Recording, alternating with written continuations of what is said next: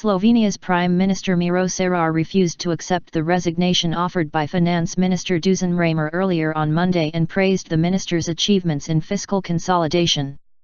Over the past year, Mramor reduced Slovenia's budget deficit to some 2.9% of gross domestic product, in line with demands of the European Commission, from 4.9% in 2014. The government plans to cut the deficit further this year, to 2.3% of GDP. As the Prime Minister, I have to assess the work of the ministers so far, and he has managed to achieve the goal of this government. I do not accept his resignation, Cerar told a news conference. Mramor offered to resign over the issue of extra income he received when he worked as a dean and professor at Ljubljana's Faculty of Economics. Local media say Mramor had received about €45,000 since 2008 for being on call to work whenever he was needed. Regulators said such ongoing availability was not permitted for professors.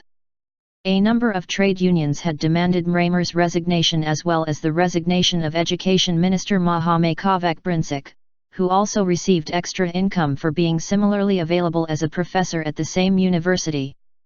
The unions said the finance minister lacks credibility in attempts to curb public spending after he received the illicit extra payments during Slovenia's years of financial crisis.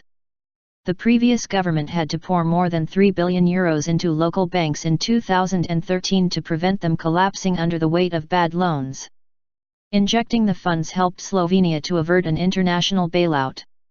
Minister Mramor accepted the income, believing that it was legal. He apologizes to everyone that was in any way hurt by his action and will return all the money received in that way, the Finance Ministry said in a statement. Cerar said that Minister Mramor was one of the best financial ministers in Europe and that past actions should not be the reason for his resignation, particularly since he apologized and obliged himself to return the money. Analysts said the affair weakened the center-left government, which took power in 2014, particularly since Mramor has so far been the strongest minister of the cabinet and the creator of its economic policy. By rejecting Mramor's resignation, Cerar took upon himself the anger of the public. Troubles of the government could escalate, particularly in the autumn when budget plans for 2017 will be discussed, Tanja Staric, a political analyst of the national radio station Radio Slovenia, told Reuters. The next general election is due in 2018.